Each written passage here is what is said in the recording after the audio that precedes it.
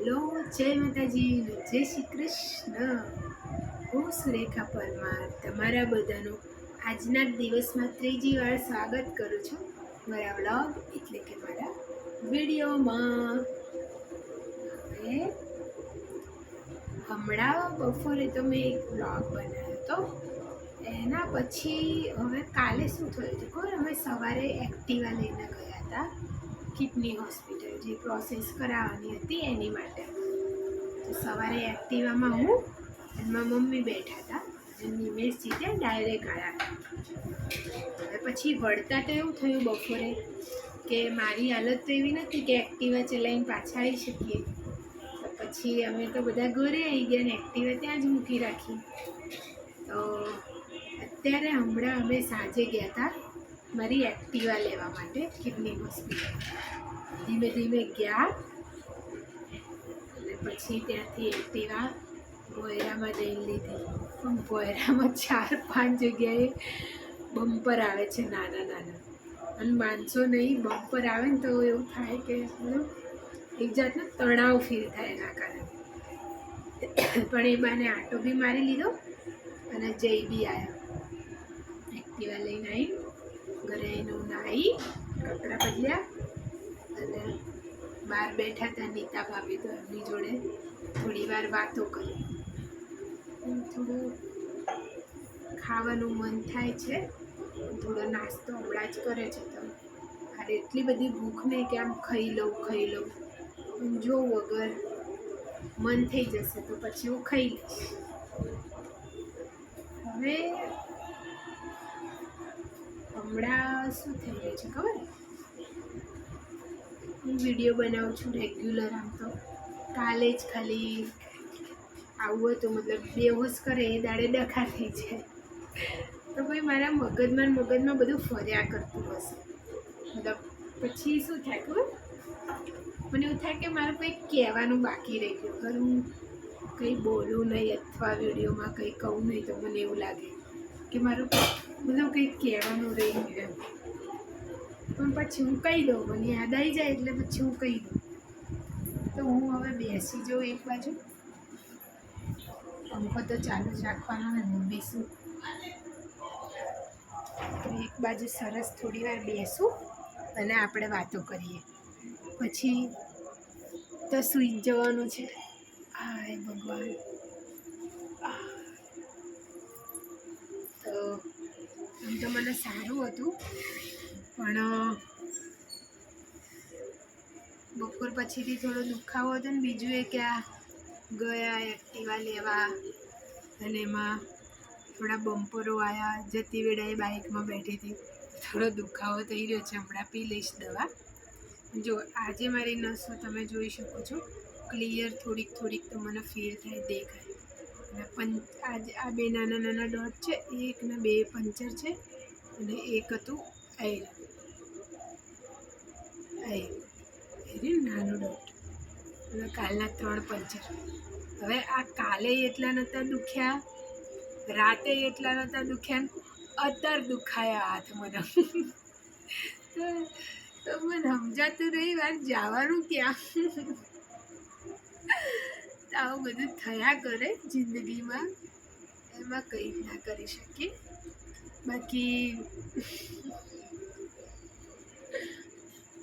મારા પીએફના થોડા પૈસા આવી ગયા, એના લીધે થઈને અમારો જે આ ખર્ચો થયો એમાં બધું થોડું મેનેજ થઈ ગયું છે માતાજીની દયાથી, એની કૃપાથી. બસ ઘણી કૃપા છે એની અમારી ઉપર, અને બધું સારી રીતે સચવાઈ ગયું.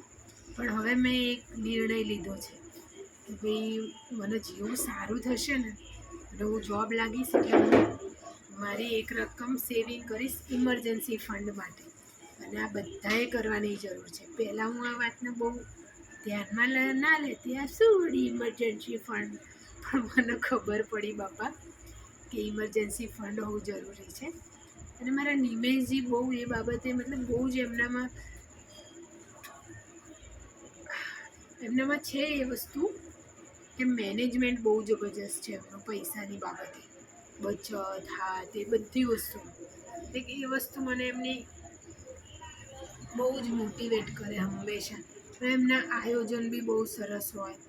અને ક્યાંક ને ક્યાંક મારો લાસ્ટ સેલરી જે આવી ગયું ને તો અમને એવું હતું કે મને બહુ બધું મન હતું કે આ લઈ લઉં, પેલું લઈ લઉં, આમ ઉડાડી દઉં, પણ એમને મને સમજાવીને ખબર નહીં પણ એક સેવિંગ રીતે મૂકવડાવી દીધા હતા એક રકમ કે ભાઈ ના, આનું નામ નહીં લેવાનું, તારે કંઈ ખાવું પીવું હોય તો મને કહેજે, હું ખવડાવીશ પીવડાવીશ, પણ એવા ટાઈમે જ્યારે મારે કંઈ ખાવા પીવાનું હતું જ નહીં હમણાંથી, તોય હું દાબેલી ખાઈ લઉં ઘણીવાર, પાણીપુરી ખાઈ લેતી હતી ક્યારેક ક્યારેક, અને ઈડલી, બસ.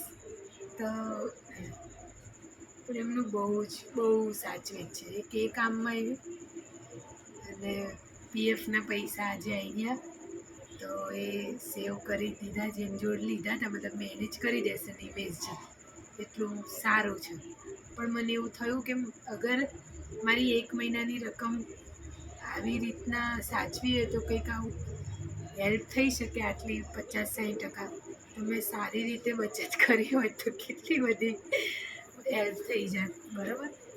પણ મેં છે ને એક વસ્તુ હું સાચું કહી દઉં, મેં એક નિર્ણય લીધો છે, મતલબ મેં ક્યારનું એ તો વિચારેલું જ હતું. જ્યારે ડૉક્ટરોએ એવું કીધું કે જે મારી દવા છે એ આવશે સમથિંગ 4 થી 8 લાખની, જ્યારે એમને એવું કીધું હતું, અને એ પણ મતલબ હજુ રિસર્ચ ચાલે છે, કોઈ ગેરંટી નહીં વગેરે વગેરે. મારા નિમેશજી તો બધી રીતે તૈયાર હતા કે ભાઈ દવા મળતી હોય તો હું કંઈક ને કંઈક કરીશ, પણ ક્યાંક ને ક્યાંક મેં તો મનમાં નક્કી કરી રાખ્યું હતું કે પહેલી વસ્તુ હું કોઈ લોન નહીં લેવા દઉં એમને, કે નહીં હું પોતે લઉં, જે લીધેલી છે એ જ ગણી છે. બીજું ક્યાંય વ્યાજમાં નહીં લેવા દઉં. હમણાં અમારે થયું તો અમારે એવી જ રીતે જ હેલ્પ થઈ કે મિત્ર મંડળમાંથી જે 10,000 20,000 એવી રીતના, કે પછી આવે એટલે રિટર્ન કરવાના, એવી રીતે.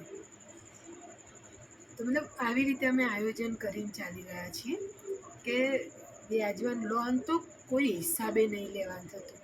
એનું કારણ એ છે કે લોન લઈએ તો આખા ગામનું બર્ડન રહે, ઈએમઆઈ, વ્યાજ, અને એકવાર આ ચક્રમાં પડીએ ને આપણે ક્યારેય ના નીકળી શકીએ.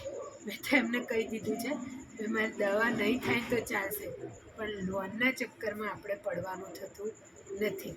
અને માતાજીની દયાથી સિવિલ કેન્સર હોસ્પિટલમાં તો હાલ ફ્રીમાં જ દવા થઈ રહી છે, બરાબર, મતલબ યોજના હેઠળ થઈ રહી છે, એટલે સારવાર ફ્રી થઈ રહી છે.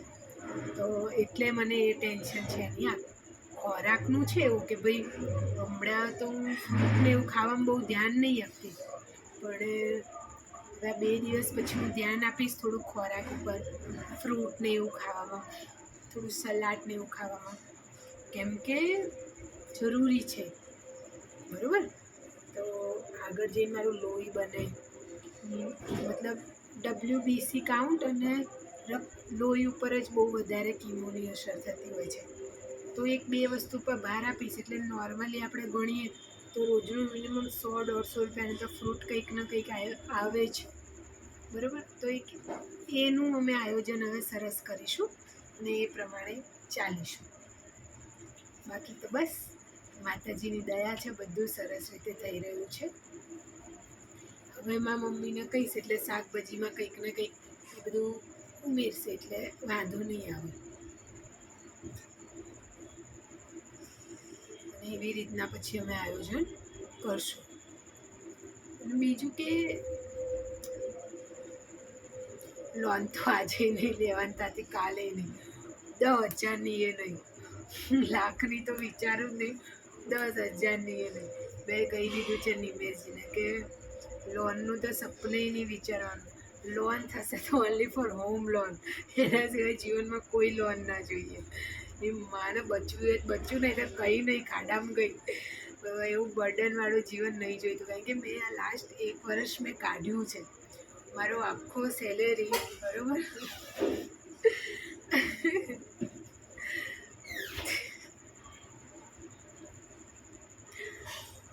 27,000 પગાર, દર મહિનાનું 1,500થી 2,500 મારું ટ્રાવેલિંગ, મોબાઈલ એલાઉન્સ ત્યાંથી જ મળતું હતું. વિચારો, આટલો આખો પગાર મારો ઓનલી ફોર EMI ભરવામાં જતો હતો. એક નાની રકમ સામાન્ય રહેતી હતી મારી જોડે, જેમાંથી હું મારા ખર્ચા પર્સનલ પૂરા કરી શકતી હતી. એટલે મેં બસ નક્કી કરેલું છે કે કોઈ જાતની લોન નહીં, ક્યારેય નહીં, વિચારવાનું બી નહીં કે આ બધા ચક્કરમાં પડીએ બસ. અને મેં પછી પ્રાઇવેટ જે એપો છે એમાંથી લીધી હતી, જેના કારણે વ્યાજ દર બહુ મોટા હતા, બરાબર. પણ મારા નિમેશજીએ મારી જોડે એવું આયોજન કરાયું. મારું કેવું હતું કે ગોધું મારું વહેલું પતી રહ્યું હતું, એ 6 મહિનાનું જ મેં લીધું હતું. પછી એના જે વધતા હતા ને, એટલે 6,500ની આસપાસ, તો મારું એવું હતું કે 6,500 હું વાપરીશ. પણ એમને એવું આયોજન કરાયું કે જે મારી એપોની લોન હતી ને, જે 12 મહિનાની, એમને એડવાન્સ EMI મને એડ કરાવતા રહ્યા. જે 6,500 વધતા હતા એમાંથી કે 6,000 એડવાન્સ, તો એના કારણે નેક્સ્ટ EMI તો ઓછો થતો, તો EMI ઓછો થાય ને એની અંદર એડવાન્સ, એવું કરીને એમને મારી 2 લોન વહેલી ક્લોઝ કરાવડાવી દીધી. જે એમનું 12 મહિનાનું ક્રાઇટેરિયા હતું ને, એના કરતાં વહેલી મિનિમમ 7 કે 8 મહિનામાં ક્લોઝ કરાવી દીધી હતી. તો એ મેનેજમેન્ટ એમનું બહુ સરસ છે એ બધી વસ્તુમાં, અને શીખવા જેવું છે એમની જોડે બાપા. કે થયું, અને મતલબ અમારા બંનેનું એક જ હતું કે બધું કરવાનું, લોન નહીં લેવાની. બસ અમે બંનેનું નક્કી હતું કે લગ્ન પછી લોન લેશું એક, તો એ હશે હોમ લોન. એના સિવાયની આપણા બેના જીવનમાં કોઈ લોન નહીં હોય. પણ આ તો કંઈક અલગ થઈ ગયું. ચલો દવાખાનું આવી ગયું, એ વસ્તુ અલગ છે. પણ અત્યારે પૂરી ટ્રાય કરી રહ્યા છીએ મળીને બંને જણા કે કંઈક ને કંઈક રસ્તો કરતા રહીએ. બાકી આ અચાનક ખર્ચો આવી ગયો. પણ મને શું હતું કે મારા જે લાસ્ટ સેલેરી બચ્યો છે ને, એમાંથી મારું કંઈક બીજું બી આયોજન હતું. પેલા ચાલો છેવટે દવાખાનામાં કામ આવી ગયું, એ બહુ સારું કહેવાય. મારા નિમેશજીએ વ્યવસ્થા કરી નાખી. મારી લાસ્ટ સેલેરી અને એમને વ્યવસ્થા કરી, એમ કરીને 50,000 તો ઊભા કરી નાખ્યા હતા એમને. એટલે કંઈ વાંધો આવ્યો નહીં. માતાજીની દયાથી એમના મિત્રો, સ્ટાફવાળા બધા બહુ સારા છે. તો કોઈ વ્યાજમાં કે એમાં નહીં પડે, એ બહુ મોટી વસ્તુ છે. નહીં તો મારા જેટલા મારા જ્યાં લેણા લેવાના છે ત્યાં બધે હું વ્યાજમાં જ લેતી. તો કંઈ જરૂર હોય તો લોન કરવી અથવા ગોદે લેવા. જેમ કે ગોદો એટલે શું છે ખબર, કોઈ આપણને 10,000 રૂપિયા આપે તો આપણે એને જેમ કે 13,000, ઓછામાં ઓછું 3% અત્યારે આ સામાન્ય લોકો વ્યાજમાં રૂપિયા આપતા હોય છે. તો જેમ કે કોઈએ મને 10,000 મેં ઉછીના લીધા, તો 3 ગોદા વધારે આપવાના. એટલે જેમ કે મેં 1,300ના મારે 10 હપ્તા કરાવવાના, એટલે 3,000 વધારે 3%. એવી રીતે અત્યારે નોર્મલી જે લોકો મને વ્યાજો આપતા હતા એ લોકો અત્યારે મિનિમમ 4 થી 5% વ્યાજો આપે છે. જ્યારે મારે ઘર કરવાનું હતું ત્યારે મેં લીધા હતા એટલે મને ખબર છે. તો ઓછામાં ઓછું 4% હવે વ્યાજબી આપે છે. તો મારું એક નક્કી હતું કે ભાઈ વ્યાજના ચક્કરમાં, ગોધાના ચક્કરમાં આ બધામાં પડવાનું થતું નથી, બરાબર. પણ માતાજીની દયાથી 2 માણસનું આયોજન અને બધું વળે કરી નાખ્યું. નો ડાઉટ કે મારી જોડે સારું એવું સોનું હતું. એ બધું એટલે મારી બીમારીની ખબર પડી એના પહેલાં જ અમે બંને તો એ બધો રસ્તો કરી નાખ્યો હતો. એટલે એમાં તો કંઈ હવે છે જ નહીં કે કંઈક એવું. પણ એના કારણે એક સાથે મારું એવું ગણી લો કે 50% દેવું હતું, શૂન્ય થઈ ગયું. કારણ કે દાગીના વડે કરી નાખ્યા એના લીધે. તો બનાવીશું બધા દાગીના નવેસરથી જલ્દી, જેવું જ મતલબ તમે ગણો ને મને સારું થઈ જશે, બધા દાગીના બનાવીશું. પણ સોનું પહેરવાનો બહુ જ શોખ, મતલબ બહુ જ. મતલબ મારો એક દોરો હતો સોનાનો, જેવું રેગ્યુલર મારા ગળામાં રહેતો, મને બહુ ગમતો. પાતળો હતો એ તો, અને બીજો જાડો બી દોરો મેં કરાવડાવ્યો હતો હમણાં જ 2-3 વર્ષ પહેલાં. તો મને બહુ જ શોખ હતો સોનું પહેરવાનો. તો બસ કરાવીશું, જલ્દી કરાવીશું. અમે પાછી મને સારું થઈએ તો હું નોકરી લાગીશ, તો હું સેવિંગ કરીશ. એક પાછી મારી જેવી ગળામાં મારી ચેન હતી પાતળી એવી, એ કરાવીશું. અને જે અત્યારે મારી મોટી છે એમાં ચેન્જ કરાવી દઈશ, અને એની જગ્યાએ નાના આવા ટોપ્સ લઈશ. અને મને સોનાની વીંટીઓ પહેરવાનો બહુ શોખ હતો. 3 કેળા હતા મારી જોડે, પણ પ્રભુ દયાથી આપણે બધું ઠેકાણે કરી નાખ્યું છે. પણ અત્યારે ફ્રીડમ વાળી લાઈફ છે કે ભાઈ થોડો છે બર્ડન, એવું નથી કે નથી, પણ એટલો બધો નથી જેટલો પહેલાં હતો. અને અત્યારે એટલું છે કે ભાઈ મહિનો મેનેજ કરી લે એમ. તો એ વસ્તુ છે, બરાબર. બીજું તો બસ માતાજીની દયા છે.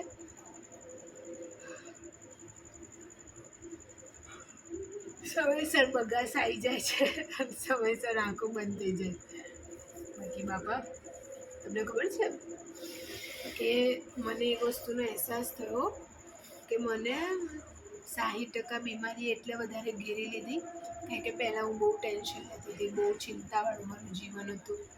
બરાબર, બીમારી તો હમણાં જ હજી તમે ગણો 3 મહિના આવે થશે, પણ એની પહેલાં મારા ઓફિસનું ટેન્શન, ઘરનું બી હતું, દર મહિનાના EMIનું ટેન્શન, આખા ગામનું ચિંતાવાળું જીવન હતું જેની અંદર હું ક્યાંક ને ક્યાંક દબાવા લાગી હતી. ક્યાંક ને ક્યાંક હું હસતી રમતી રહેતી, તૈયાર રહેતી, નિમેશજી જોડે ક્યાંય જાઉં તો મસ્ત તૈયાર થઉં, મારા સાસરી બધાને મળવા જાઉં તો મસ્ત તૈયાર થઈ જાઉં, એ લોકો જોડે બેઠી ઉઠી હોય ત્યારે બી મને સારું લાગે, આમ ખિલખિલાટ ભરી રહું. પછી જેવી હું એકલી પડતી તો મને બસ EMI, દેવાનો લોડ, મને બધા બહુ અતિશય એવા વિચારો આવતા. તો મને એવું હતું કે હું જેવું આ બધું ક્લિયર કરીશ ને તો હું આ બધા જીવનમાં નહીં પડું. માતાજીની દયાથી બધું ક્લિયર થઈ ગયું છે, થોડું ઘણું છે એ બી માતાજીની દયાથી આ 12 મહિનામાં થઈ જશે. ધીમે ધીમે ભાઈનું બધું સાચવે છે, નિમેશજી મારા માટે બધું કરે, મારે કંઈ ખાવું પીવું હોય તો સાચવી લે, મને લઈ જાય લાવે સાચવી લે, એટલે લોડ જતો રહ્યો એક દવાખાનાનો, બીજું દવાખાના બધું ફ્રી છે એટલે એ શાંતિ થઈ ગઈ. તો બધું સરસ રીતે હવે ચાલી રહ્યું છે, દયા છે માતાજીની બસ. રહી વાત દવાઓના ખર્ચાની, તો હું તો એટલું કહી દઉં છું બાપા કે જુઓ, હું તો કોઈ લોન બોન નહીં લેવા દઉં નિમેશજીને. એ મારી માટે મતલબ શ્રાપ બરોબર હશે એ દવા પીવા કરતાં મને મૃત્યુવાનું, કેમ કે મેં જોયું છે કે લોનના કારણે, EMIના ટેન્શનના કારણે વ્યક્તિ કેટલો રહે, એ બહુ સારી વસ્તુ નથી. હું તો તમને લોકોને કહું છું, બહુ જરૂરી ના હોય તો લોન બોન કંઈ લેશો નહીં, થોડું ખાઓ, મસ્ત રહો, મજાના રહો. બસ અમે બંનેની ઈચ્છા હતી કે લગ્ન પછી અમે એક ઘર લઈશું નાનું, તો લોન કરાવશું એમ. એની માટે એગ્રી થયા કે આ હોમ લોન માટે હું એગ્રી થઉં છું. એ બી પહેલાં થોડી રકમ ભેગી કરશું DP ભરવા માટે અને પછી એને સારું પણ માતાજીને કંઈક વાર મંજૂર હશે, મને વિશ્વાસ છે થઈ જશે બધું વળે વળે. પણ ટૂંકમાં મેં ગયા અઠવાડિયે બહુ ડીપલી અનુભવ કર્યો છે એટલે કહું છું બસ કે તમારું એક એવી બચત રાખવાની, ઇમરજન્સી ફંડ રાખો કે થોડું આમ અઘરો સમય આવે ત્યારે કામ આવી જાય. હવે તો મને એવું થાય છે કે હું એમને એવું નાખું કે આ લેવું, પેલું લેવું, કપડાં લેવા, હવે મને નહીં મન થતું કંઈ જ. આમ ઘણીવાર હું બહુ ખુશ હોય તો કહી દઉં કે આ લેશે, પેલું લેશે, એમને ક્યાંક ને ક્યાંક હૃદય ના પડે. ને બે કે બી ખરી, ક્યાંક ગયા હોય તો કંઈક જોવે તો કે ખરી આ ગમે છે ને આવું લેવું હાલે, તો મારું હૃદય અંદરથી ના પાડે કે ના. કેમ કે મેં એક વસ્તુ જોઈ કે આકરો સમય આવે ને, આકરો, ત્યારે 100 રૂપિયા બી એટલું મહત્ત્વનું કામ કરતા હોય છે. એક રકમ જ્યારે ભરવાની હોય કે તમારે 2500 રૂપિયા ભરવાના કદાચ કેશ કાઉન્ટર ઉપર, એમાં અગર 100 રૂપિયા બી ઓછા હોય ને તો એ ત્યાં અપ્રૂવ નહીં મળે, એ રિસિપ્ટ નહીં મળે. અને 100 રૂપિયાનું વેલ્યુ મને આ છેલ્લા અઠવાડિયામાં થયું. એટલે જ આજે જ્યારે મહેમાને મને 120 રૂપિયા આપ્યા ને તો ખબર નહીં પણ મને એક આનંદ થતો હતો. મેં એટલા હાચવી મૂકી દીધા, મારું ઇમરજન્સી ફંડ હું ભેગું કરું છું. એ 500 રૂપિયા કરીને મારા નિમેશજીને સરપ્રાઈઝ આપી છે. પણ બહુ ટાઈમ થયો કે અમે બંને શાંતિથી બીજાને ક્વોલિટી ટાઈમ આપ્યો હોય કે દવાખાના સિવાય બીજી કોઈ વાત કરી હોય. તો બસ હું એમને એક મસ્ત ટી-શર્ટ લઈ આપીશ અથવા કંઈ બી કશું લઈ આપીશ. 500 થઈ જશે આ રવિવારે, હજુ 2-3 જણા મહેમાન આવવાના છે ખબર પૂછવા મારી. મમ્મીને નહીં આપતી, હવે હું જ ભેગા કરું યાર. મારું ઇમરજન્સી ફંડ ભેગું કરવાનું છે તો હજી કઈ બચકાની વાતો લાગે નહીં, પણ જરૂરી છે. માર્ચ મહિનામાં મને સંબંધોનો પરખ થયો. મારું કે પારકું વસ્તુ એ નથી, પણ એવા સંબંધો જેની પર હું આંધળો વિશ્વાસ કરતી હતી, એ લોકોએ જે ટીકા કરી, જે સાથ છોડી દીધો, એ જોયું મેં. પછી આ ગયું અઠવાડિયું એવું આવ્યું કે મને કિંમત થઈ કે પૈસો બચાવવો કેટલું જરૂરી છે, પૈસાની કિંમત કરવી કેટલી જરૂરી છે. એક સમય હોય કે તમારી એક રકમમાં 100 રૂપિયા ઓછા હોય તો તમારું કામ અટકાઈ પડે. તો આ બધી નાની નાની વસ્તુ મને હવે શીખવા મળી. આટલી ઉંમરે 28 વર્ષના 10 મહિના ઢાંઢી થઈને ત્યારે પણ શું કરશું. મતલબ વસ્તુ એ છે કે મને સમજાયું એ મોટી વાત છે મારી માટે. હવે જે આગળ જીવન આવશે તો ત્યાંનું કંઈક આયોજન જો પ્રભુડાએ મને સાજી કરી નાખી અને 2 માણસ કે જીવવા લાગે તો હું આયોજન કરીને ચાલીશ.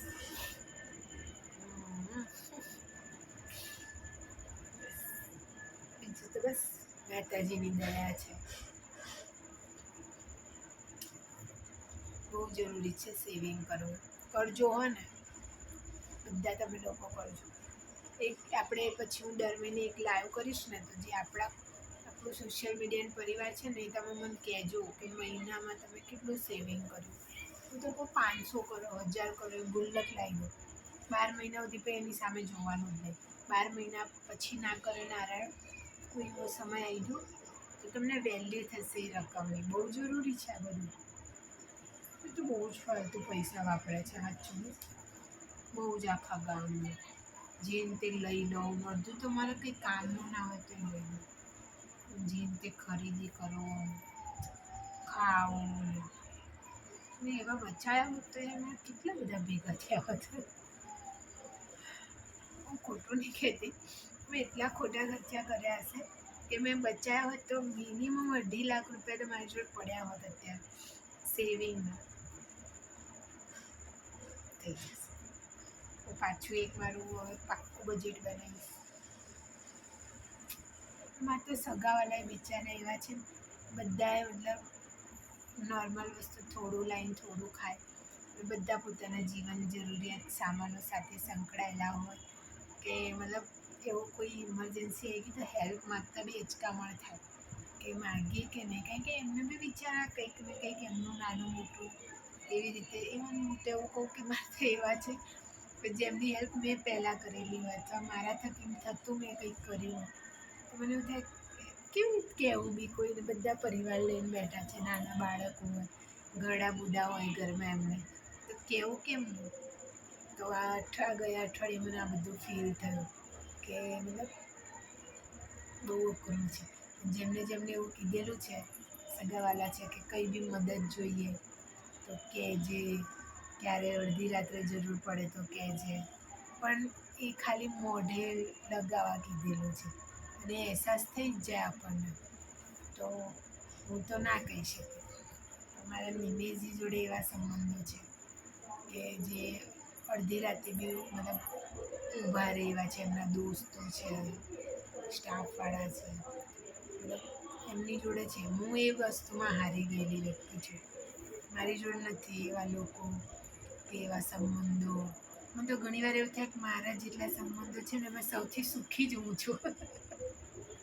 જેની જોડે પોતાનું ઇમરજન્સી ફંડ નથી. તો આમ નોર્મલી જોવા જઈએ તો મને એવું થાય કે સૌથી સુખી જ હું છું.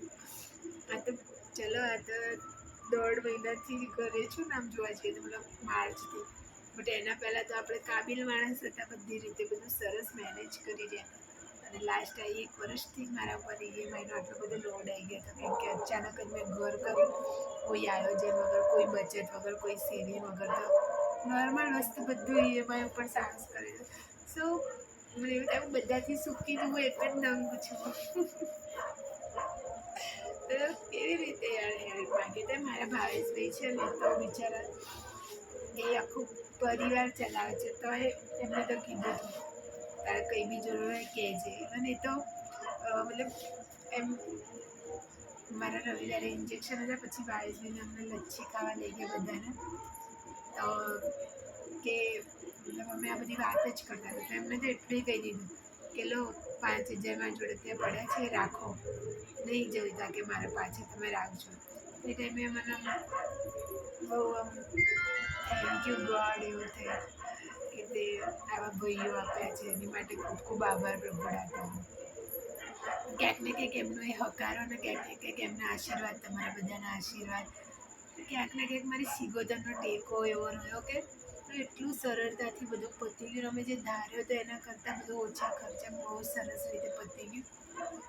બસ માતાજીની દયાથી મારા પીએફના પૈસા બી આજે જે થોડા ઘણા ગઈ, હેલ્પ થઈ ગઈ, એનાથી લેણું તરત ને તરત ઉતરી ગયું. તો આ બધાથી મને આનંદ થાય કે ના ભાઈ છે, માં ભેળી છે, બધું આયોજન થઈ જાય છે, કરી દે છે.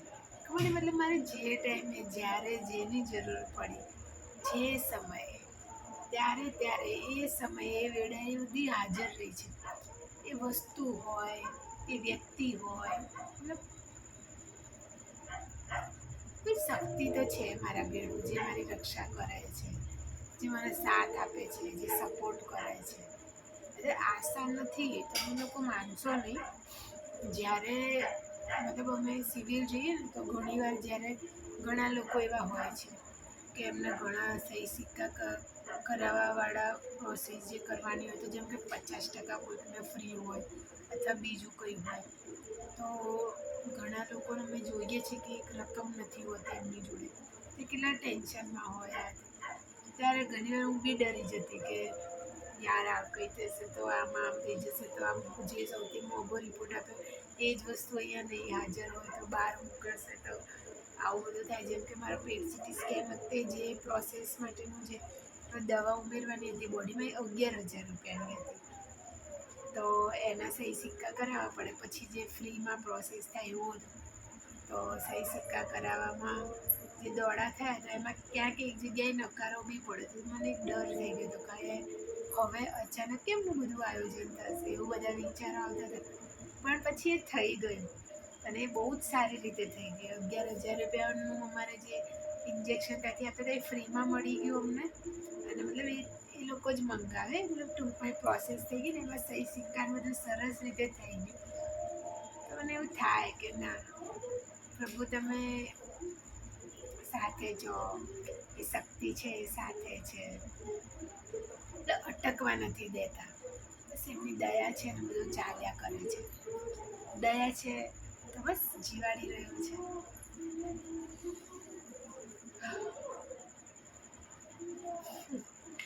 ઇમરજન્સી ફંડ બધાએ ભેગું કરવાનું છે. મેં બી આજથી ચાલુ કરી દીધું. 120 કીધા ને મેં, એટલે નાની રકમ હોય એટલે હું તો કહું 2,000 કર્યા ભેગા, પણ જ્યારે આખો સમય આવે ને ત્યારે 2,000 તમને બહુ કામ આવશે. તમે મને યાદ કરશો ત્યારે જોઈ લેજો. તો જીવનમાં ક્યારેય આવું વિચાર્યું જ નહોતું, તો હવે મને સમજાઈ ગયું છે. નાનું નાનું વસ્તુ ભેગું કરશું તે એક દિવસ મોટી યાદ થશે. હું તો ગુલ્લક લેવાનું બી વિચારું કે હું ગુલ્લક લઈ લઉં. પછી મને થાય કે ગુલ્લક આવશે 20 કે 40 રૂપિયાનો, તો એ ઇન્વેસ્ટ કરું કે ના કરું, એમ કરતાં પાકમાં જ ભેગા કરું તો એ 40 રૂપિયા બી હું પ્લસ રહીશ. મને એવું થાય છે મેં આટલું નાની નાની વસ્તુ પહેલાં વિચારી હોય તો મારી જોડે કેટલા રૂપિયા હોત, બાપરે બાપ. માતાજીના બસ બહુ બધા રૂપિયા હોત. એટલે હું જે ખર્ચો કરતી, મતલબ મારી સેલરીમાંથી 5-6 હજાર એવા હતા જેનો મહિને મારી જોડે હિસાબ ના હોતો. કે ક્યાં વાપર્યા, શું કરી, નાસ્તો કરો, આ તે ખબર નહીં ક્યાં વાપરતી. અને મારી જોડે મતલબ મને યાદ છે હું એવા બી કપડાં લાવતી જે લાવી છું, એકવાર પહેરું કોઈ પણ મન ના થાય.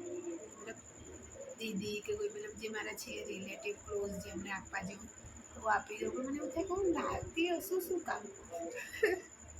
એવી ઘણી વસ્તુ છે મારી જોડે, ઘણી વસ્તુ.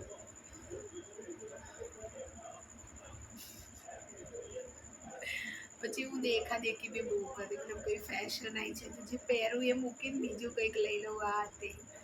અને મારું કેવું હતું ખબર, ડ્રેસ લીધા ને તો મતલબ 4-5 એક જેવા, મતલબ એના કલર થોડા ડિફરન્ટ હોય લેવાના. મને ગયા વર્ષે જીન્સનું ભૂત ઉપડી ગયું, તો મેં મિનિમમ 7 એક જીન્સ એક જ મહિનામાં લીધા હતા.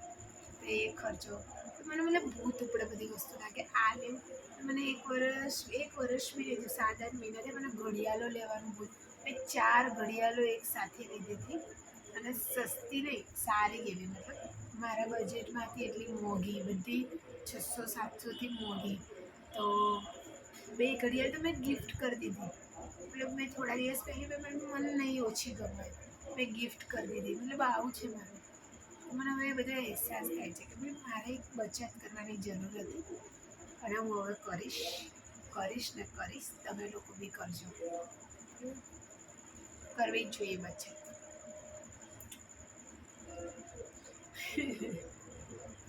દેર આયે પર દુરુસ્ત આયે, આ કહેવતનો અર્થ ખબર હોય તો કહેજો. સવારનો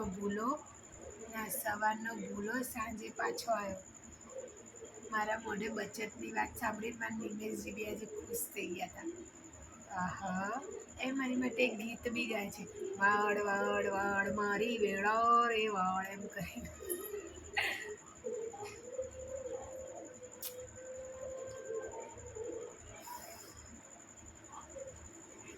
ખબર નહીં પણ તમે લોકો છો ને બધા, તો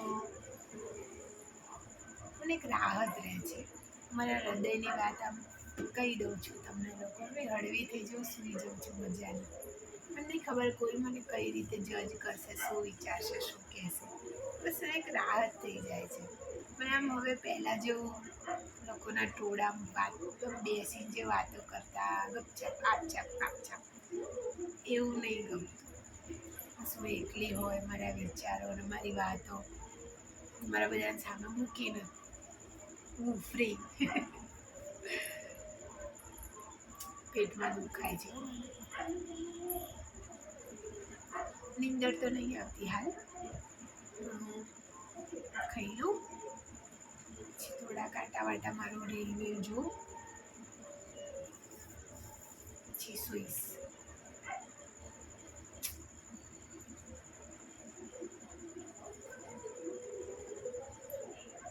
નીંદર નહીં આવતી તોય બગાસ આવે, આવું કેમ?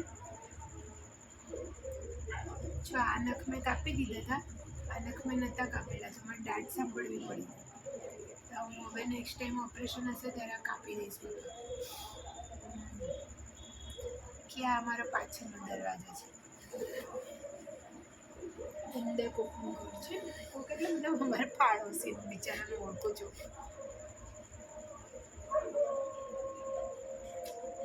ચાલો, જય માતાજી ને જય શ્રી કૃષ્ણ. બધા ધ્યાન રાખજો અને ઇમરજન્સી ફંડ હવેથી ભેગું કરવાનું. નાનું તો નાનું શરૂઆત કરી દેવાની, બરાબર? મેં બી કરી દીધી આજથી, બધાને ખબર જ છે.